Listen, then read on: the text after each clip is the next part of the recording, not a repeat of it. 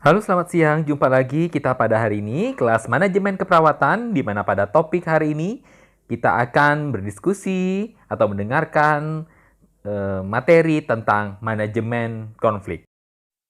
Ada 7 pokok bahasan yang akan saya paparkan, yaitu pengertian, sejarah terjadinya manajemen konflik, sumber konflik, kategori konflik, proses konflik, dan penyelesaian konflik, serta yang terakhir adalah negosiasi.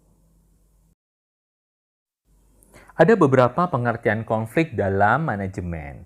Di sini Bapak ambil referensi dari Marquess and Huston 1998 menyebutkan bahwa konflik itu adalah masalah internal dan eksternal yang terjadi sebagai akibat perbedaan pendapat, nilai-nilai, keyakinan dari dua orang atau lebih.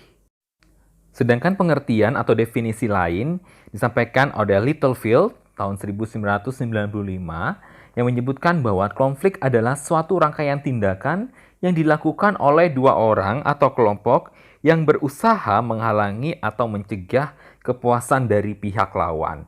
Nah, Littlefield 1995 ini lebih terlihat lagi ya terkait dengan kejadian dan proses munculnya konflik tersebut. Yang tentunya kita sebagai manajer keperawatan atau calon-calon manajer keperawatan berusaha sebaik mungkin agar konflik itu tidak terjadi, ya. Dan harus kita sadari bahwa meskipun harapan kita demikian, pada kenyataannya konflik itu sering terjadi pada setiap tatanan di keperawatan. Oleh karena itu, manajer harus mempunyai dua asumsi yang harus dia sadari, yaitu yang pertama, konflik adalah hal yang tidak dapat dihindari. Ketika sekarang saya sudah mengetahui bahwa konflik itu yang tidak dapat dihindari dan pasti terjadi, oleh karena itu saya akan mengantisipasi supaya konflik itu meskipun ada bisa minimal. Saya harus menyiapkan strategi-strategi supaya konflik itu bisa diantisipasi dan jikapun terjadi, saya sudah tahu apa yang harus saya lakukan. Itu tujuan dari asumsi ini. Kemudian yang kedua, jika konflik dapat dikelola dengan baik, maka dapat menghasilkan penyelesaian yang kreatif dan berkualitas sehingga terdampak pada peningkatan dan pengembangan produksi. Artinya dari konflik yang terjadi, itu pastinya ada sesuatu yang positif, ada sesuatu yang baik yang bisa kita ambil dari konflik tersebut. Memang kadang konflik itu dikatakan diharapkan terjadi. Ada teori yang mengatakan demikian. Karena tujuannya hanya tadi, dengan adanya konflik maka bisa meningkatkan kreativitas dari staf. Ya, karena itu muncul kan penyelesaian-penyelesaian yang brilian, yang bagus, yang berkualitas, sehingga nanti akhirnya terdampak pada peningkatan dan pengembangan produksi. Konflik ini dalam politik biasanya terjadi pada apa? Pada oposisi ya. Ya kalau tidak ada konflik, tidak ada yang kritikan, tidak ada masukan, tidak ada semuanya pro ya, semuanya setuju, tentu akan lambat berkembang sekali organisasi tersebut. Namun jika ada yang memberikan kritikan, ada yang kontra, itu pasti mudah berkembang. Sehingga ketika konflik itu terjadi, ya kita terima situasi tersebut dan kita mencarikan solusi atau penyelesaian masalah yang sifatnya produktif dan kreatif tadi. Ya, jadi jangan terlalu alergi dari setiap konflik, apalagi respon yang kita lakukan adalah menghindar konflik tersebutnya. Itu jauh tidak baik. Oke, berikutnya mari kita lihat sejarah terjadinya manajemen konflik. Oh, ternyata manajemen konflik itu sudah dimulai sejak pertengahan abad ke-19, di mana ketika itu terjadi ketidakpuasan staf dan umpan balik dari atasan itu tidak ada. Maka konflik itu diterima secara pasif sebagai suatu kejadian yang normal dalam organisasi. Situasinya seperti itu pada abad pertengahan ke-19. Kemudian muncullah teori interaksi tahun 1970 yang berkaitan dengan manajemen konflik. Disebutkan bahwa konflik merupakan hal yang penting dan secara aktif mengajak organisasi untuk menjadikan konflik sebagai salah satu pertumbuhan produksi sekaligus kehancuran organisasi, tergantung bagaimana manajer mengelolanya. Artinya, di tahun 1970 ini, konflik yang terjadi dalam organisasi itu dipandang sebagai sesuatu yang positif. Ya, dimulai dari sesuatu yang kita bandingkan di awal ya, di awal abad ke-19. Nah, itu masih pasif responnya juga. Semuanya menerima ya, lebih baik saya diem ketika terjadi konflik di mana pimpinan itu seolah sebagai raja begitu ya, tidak ada yang berani untuk memberikan kritikan, berikan masukan, apalagi protes gitu ya, yang menimbulkan konflik itu sangat dihindari. Namun mulai kesini-sininya mulai bergeser karena dianggap setiap konflik itu pasti ada sesuatu yang positif. Di mana jika dikelola dengan baik, maka akan meningkatkan produksi. Jika dikelola dengan tidak baik, mungkin saja menimbulkan kehancuran bagi organisasi tersebut. Nah, sedangkan pada awal abad ke-20, konflik itu masih diterima sebagai sesuatu hal yang positif, sama seperti 1970. Namun di sini, supaya tidak mengalami kehancuran, harus diselesaikan secepatnya. Itu yang bedanya ya. Artinya ada waktu di situ yang harus kita lihat. Jangan sampai konflik yang terjadi itu berlarut-larut. Kemudian muncul konflik yang lain. Gara-gara satu konflik, muncul konflik berikutnya apa. Sehingga yang pokok masalah konfliknya itu justru tidak terselesaikan. Oleh karena itu harus diselesaikan secepatnya. Di sini dikatakan, kemudian mengarahkan staf pada tujuan yang jelas, diarahkan kembali dalam melaksanakan tugas, dan memfasilitasi staf untuk mengekspresikan ketidakpuasannya. Jadi, berikan kesempatan evaluasi, sampai ditemukan benar-benar solusi yang baik bagi kedua belah pihak. Seperti itu. Mari kita lihat sumber-sumber konflik. Yang pertama adalah keterbatasan sumber daya. Nah, ini masalah dasar sebenarnya terkait dengan jumlah sumber daya yang ada. Seringkali karena keterbatasan, maka muncul konflik-konflik dalam pekerjaan. Nah, ini sering sekali ini menjadi penyebab utama munculnya konflik. Dan ini dikatakan sebagai sumber jenis konflik yang laten. Artinya ini banyak dialami oleh macam-macam organisasi ya, atau perusahaan, dan juga keterbatasan sumber daya ini juga sering menjadi faktor utama penyebab terjadinya konflik. Kemudian berikutnya adalah perbedaan tujuan. Oleh karena itu ketika konflik terjadi, diingatkan kembali ya, diarahkan kembali stafnya terkait dengan tujuan dari perusahaan atau organisasi yang kita miliki tersebut. Supaya kembali lagi ke tujuan yang awal sesuai dengan regulasi yang ada dan semuanya pada track yang sama. Jika pada track yang sama, mudah-mudahan konflik akan tidak ada. Berikutnya adalah ketidakjelasan peran. Jadi kebingungan nih, stafnya mungkin apa yang harus saya lakukan di dalam pekerjaan saya, tugas dan tanggung jawabnya seperti apa. Jika tidak jelas juga akan menimbulkan konflik. Pilihannya ada dua. Kalau ini ya, kalau overlapping artinya dikerjakan double oleh tugas yang sama oleh beberapa orang, atau justru tidak dikerjakan oleh siapapun tugas tersebut. Nah, ini kan akhirnya menimbulkan konflik. Ketika bersama akhirnya muncul dua hasil. Ketika hasilnya berbeda antara si A dan si B, ini bisa saja konflik terjadi. Atau jika tugas itu tidak dikerjakan sama sekali baik oleh si A dan si B, akhirnya juga muncul konflik antara si A dan si B dengan manajemen atau dengan yang lain. Nah, ini juga harus ada ketidakjelasan harus ada kejelasan makin dari masing-masing peran tersebut. Berikutnya adalah hubungan dalam pekerjaan.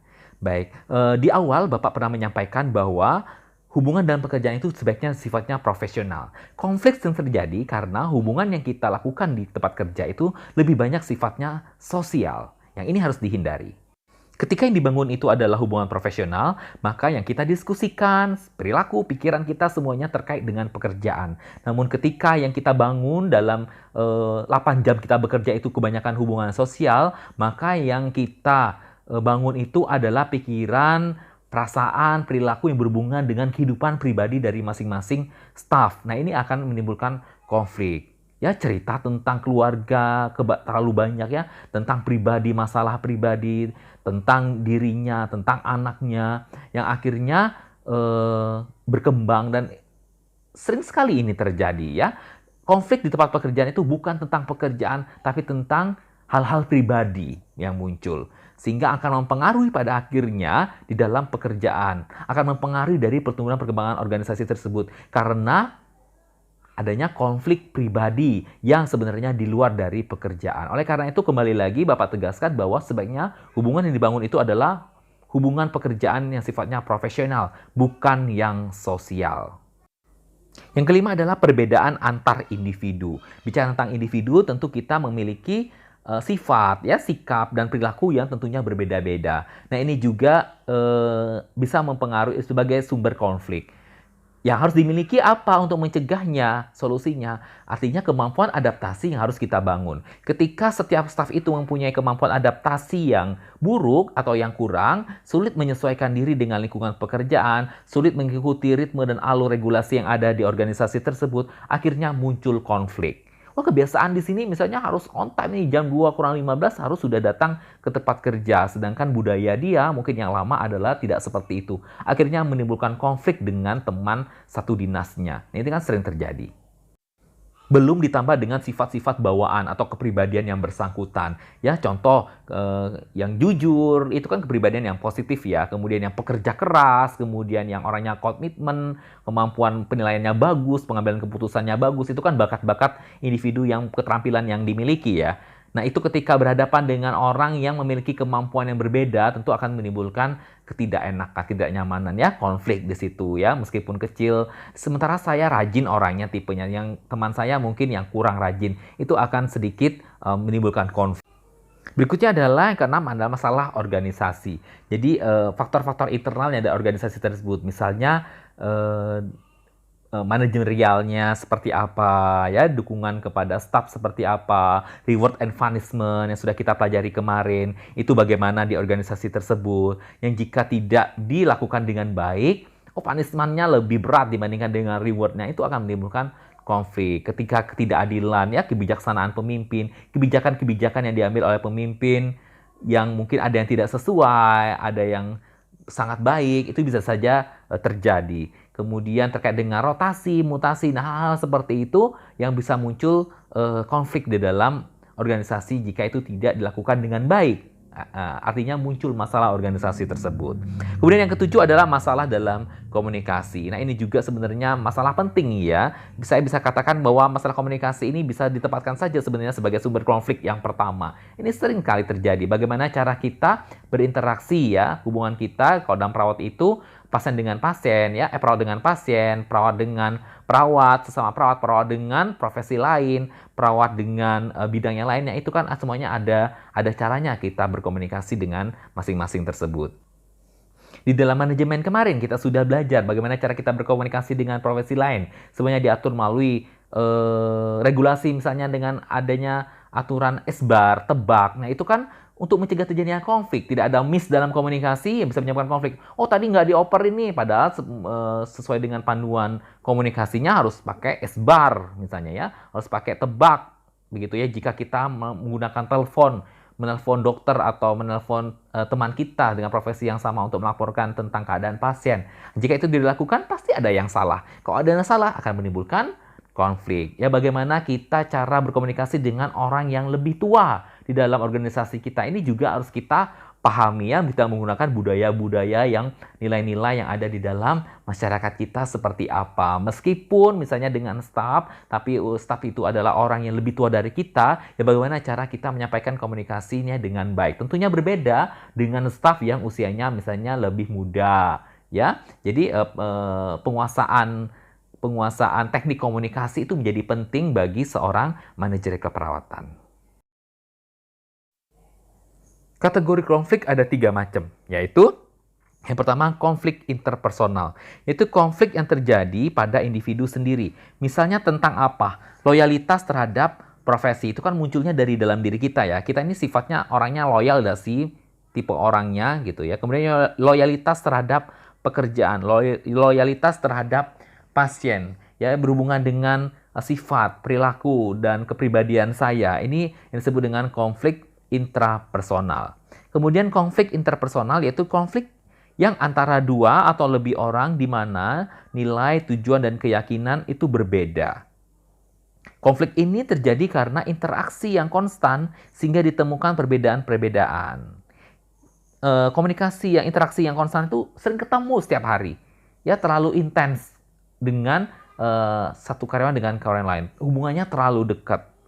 Ya jelas ya, semakin kita sering bertemu dengan orang lain, orang tersebut, maka kemungkinan konfliknya akan semakin besar. Ya contohnya kalau dia seorang direktur, pasti konfliknya itu dengan kepala bidang. Ya artinya staf yang ada di bawahnya. Jika kepala bidang, pasti konfliknya dengan staf banyaknya. Kalau kepala ruang ya pasti dengan Katim dan perawat pelaksananya gitu ya, yang sering kontak interaksinya sifatnya konstan dengan orang tersebut. Itu kemungkinan konfliknya menjadi lebih besar. Kemudian kategori konflik berikutnya adalah konflik antar kelompok, yaitu konflik yang terjadi antara dua atau lebih kelompok atau departemen atau organisasi. Konflik ini bersumber dari hambatan dan mencapai kekuasaan dan otoritas. Misalnya antara divisi A dengan divisi B kalau perusahaan ya. Kalau di rumah sakit antara departemen A dengan departemen B, ruang A dengan ruang B. Mungkin saja itu terjadi. Misalnya terkait dengan apa biasanya ya? Terkait dengan aturan ya, perpindahan pasien, kemudian mutasi, rotasi. Bahkan misalnya pada saat transfer pasien itu bisa terjadi konflik ya, jika komunikasi yang dilakukan misalnya kurang, seperti yang sudah contoh Bapak jelaskan tadi. Serta keterbatasan prasarana, misalnya ada alat yang tidak tersedia di ruangan, kemudian rumah sakit belum menyediakan.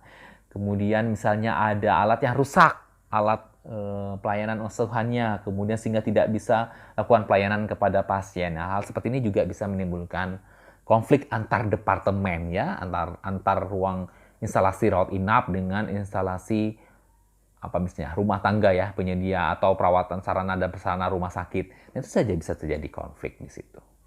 Nah, jika antar kelompok, unit atau departemen tersebut terjadi konflik, maka disebut konflik antar kelompok. Berikutnya adalah proses konflik. Yang pertama adalah konflik laten. Konflik laten ini adalah konflik yang terjadi terus-menerus atau disebut dengan laten dalam suatu organisasi. Misalnya kondisi tentang keterbatasan staf dan perubahan yang cepat, misalnya ya, rotasinya cepat. Maka kondisi tersebut memicu pada ketidakstabilan organisasi dan kualitas produksi. Meskipun kadang konflik yang ada itu tidak nampak ya atau tidak nyata, namun akan berpengaruh terhadap kualitas produksi tadi. Berikutnya konflik yang dirasakan atau felt conflict, yaitu konflik yang terjadi karena adanya sesuatu yang dirasakan sebagai ancaman. Atau perasaan yang lain misalnya ketakutan, tidak percaya, dan marah. Ya, ini penting bagi seseorang untuk menerima konflik sebenarnya ya, dan tidak merasakan konflik tersebut sebagai suatu masalah atau ancaman terhadap keberadaannya. Harusnya seperti itu. Namun kadang kita bermain dengan perasaan ya, felt conflict. Kita belum menyadari bahwa memang konflik itu biasa harusnya tanda kutip ya terjadi dalam satu organisasi atau perusahaan. Berikutnya adalah konflik yang tampak atau sengaja dimunculkan, yaitu terjadi untuk dicari solusinya, yaitu upaya dan strategi untuk menimbulkan kompetisi, debat dalam penyelesaian konflik. Jadi, ini sudah memandang bahwa konflik itu sesuatu hal yang positif untuk menimbulkan kompetisi. Mengapa debat? Ketika kita berdebat, tentu dalam penyampaiannya kita menggunakan argumen-argumen berdasarkan evidence base, hasil-hasil penelitian, bukti-bukti ilmiah, data-data yang disajikan. Nah, itu kan artinya ada ilmu, ya, ada proses belajar di situ satu sama lain, sehingga tentunya sesuatu dipandang hal yang positif. Kemudian resolusi konflik. Resolusi konflik adalah menyelesaikan konflik dengan cara memuaskan semua orang yang terlibat. Win-win solution ini ideal, ya. Namun tidak harus juga seperti itu, tergantung dengan tujuan organisasi kita.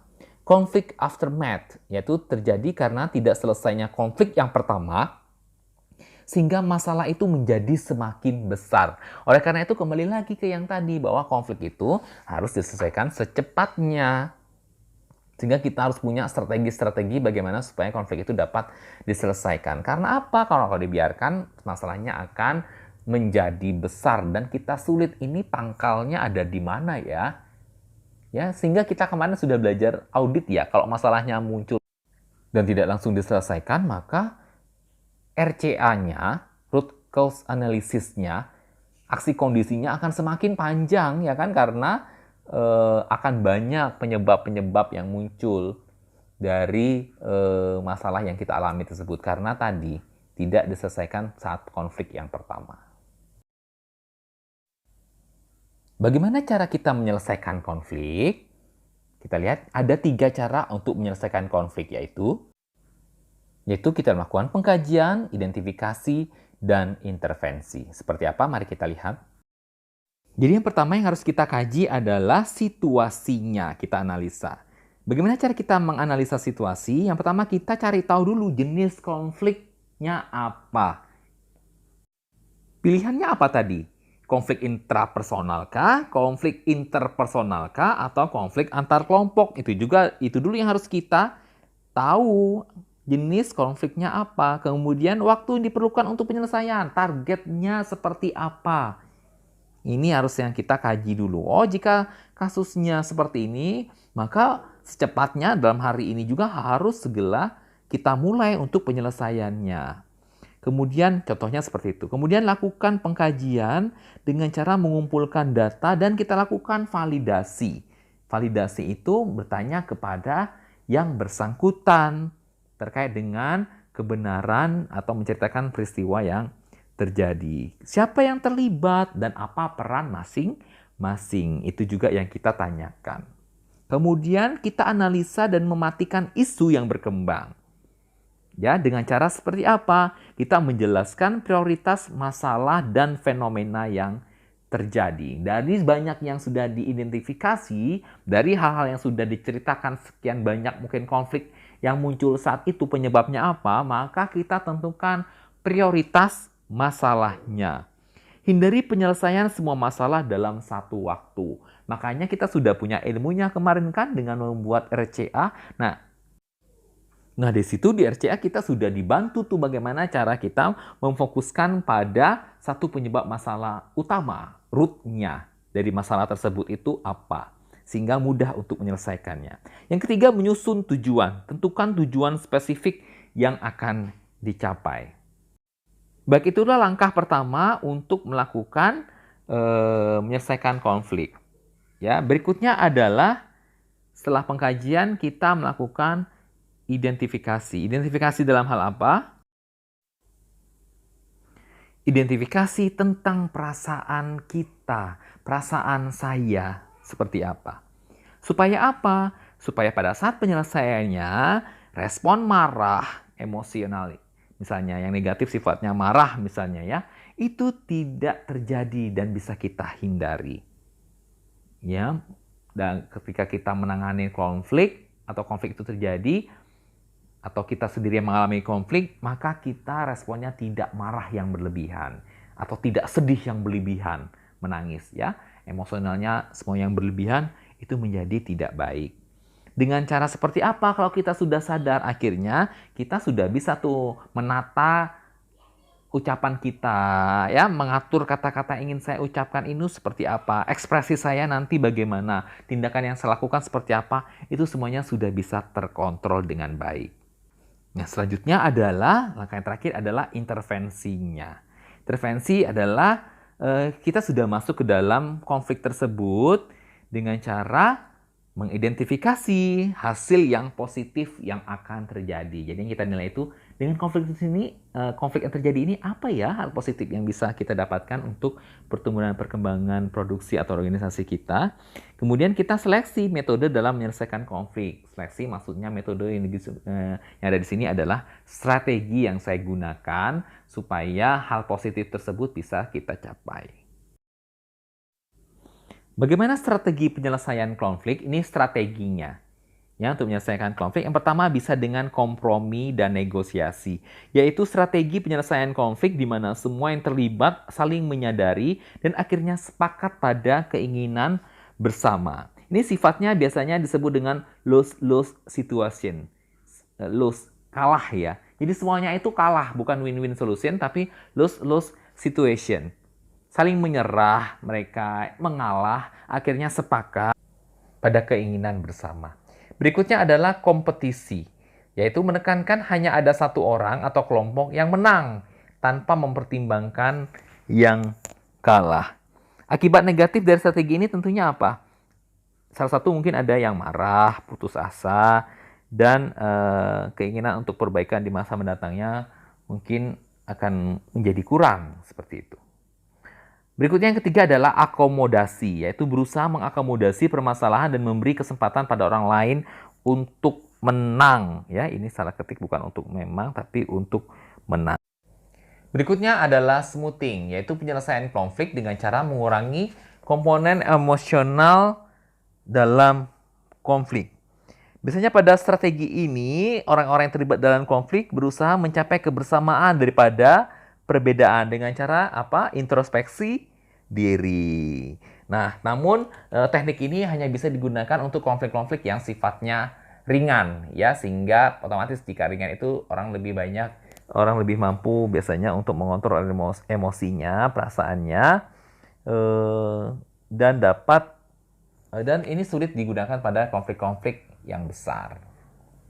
Berikutnya adalah menghindar, yaitu semua yang terlibat menyadari akan konflik, namun tidak memilih untuk menyelesaikannya. Oh, cari aman ini artinya lebih baik saya menghindar saja, lari dari kenyataan ya, dari masalah yang ada, dari konflik yang ada. Berikutnya adalah kolaborasi, yaitu kedua pihak menentukan tujuan bersama dan bekerja bersama-sama. Ini disebut dengan win-win solution ya. Namun sebenarnya win-win solution ini ada syaratnya sebenarnya ya. Syaratnya apa? Kedua belah pihak itu harus mempunyai kemampuan yang sama. Dalam hal apa? Ilmunya sama. Maksudnya sejajar. Biasanya kalau ada yang pendidikannya lebih tinggi, maaf ya misalnya ya, contoh ya, atau yang ada yang lebih rendah, ya ini akan sulit untuk win-win solution. Karena yang mungkin yang ada yang lebih paham, ada yang kurang paham. Itu kan jadinya ada yang mengalah nanti. Artinya nggak tercapai nanti win-win solution. Ada yang sudah ikut pelatihan, ada yang belum misalnya kan. Kalau terjadi konflik, ya tentu nggak akan win-win solution karena yang pelatihan pasti lebih menang. Artinya ini syaratnya adalah kedua belah pihak mempunyai kemampuan yang sama dalam segala hal kemampuannya ya. Kemudian harus ada kepercayaan satu sama yang lain. Kalau harus ada trust, jadi semata-mata tidak ada pikiran negatif, kemudian tidak ada masalah pribadi di situ. Murni dari pekerjaan masalah yang ingin diselesaikan. Kemudian sudah memandang lawan atau pihak yang lain itu sebagai sesuatu yang positif. Apa ya yang positif? Itu kita berusaha untuk cari itu. Kalau dua hal ini sudah dimiliki, biasanya akan tercapai win-win solution. Ya, berikutnya ada materi khusus yang ingin Bapak lebih dalami lagi terkait dengan strategi penyelesaian konflik yang disebut dengan negosiasi. Karena strategi ini sering kita lakukan dalam pekerjaan kita. Seperti apa? Kita lihat. Negosiasi adalah strategi penyelesaian konflik dengan pendekatan kompromi. Tadi sudah dijelaskan di slide sebelumnya ya.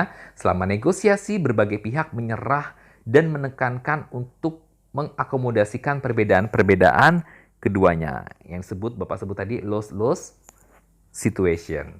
Ada dua tipe dasar negosiasi, yaitu kooperatif dan kompetitif. Kooperatif itu jika kedua pihak menghendaki adanya perbaikan. Atau bisa juga kompetitif jika hanya salah satu pihak saja yang menghendaki adanya perbaikan. Dan berikutnya ada 3 hal yang harus dipenuhi selama negosiasi, yaitu yang pertama, masalah itu harus bisa dinegosiasikan. Yang kedua, negosiator atau orangnya itu harus tertarik pada take and give selama proses negosiasi. Jadi, saling memberi dan menerima. Dan yang terakhir adalah saling percaya. Ya, penjelasannya mirip yang sudah Bapak sampaikan tadi. Nah, jika ketiga ini ada pada di kedua belah pihak, maka biasanya negosiasinya akan berjalan dengan baik. Langkah-langkah melakukan negosiasi. Yang pertama, mengumpulkan informasi tentang masalah sebanyak mungkin. Oleh karena itu, modalnya apa? Pengetahuan. Pengetahuan kita. Pada saat kita melakukan negosiasi itu harus bagus. Semakin banyak informasi yang kita dapat, maka biasanya semakin besar kemungkinan untuk menawarkan negosiasi. Berikutnya yang kedua, di mana manajer harus memulai. Artinya, tugas manajer ini adalah melakukan kompromi, maka mereka harus memilih tujuan yang utama. Tujuan tersebut sebagai masukan dari staf atau tingkat yang ada di bawahnya. Yang ketiga, memilih alternatif yang terbaik terhadap sarana dan prasarana. Artinya efisiensi ya, Dan efektivitas penggunaan waktu, anggaran, atau pegawai, staf yang terlibat perlu juga diperhatikan oleh manajer. Jadi arahnya ke situ untuk melakukan negosiasi. Terakhir adalah mempunyai agenda yang disembunyikan. Maksudnya agenda tersebut adalah agenda negosiasi alternatif yang akan ditawarkan jika negosiasi tidak ada kesepakatan. Udah siap-siap nih, ada plan B-nya. Jika plan A-nya negosiasi ternyata tidak disetujui atau tidak ada kesepakatan. Oh, kita tawarkan langsung plan B. Jadi kita sudah punya alternatif lain yang bisa kita tawarkan untuk proses negosiasi.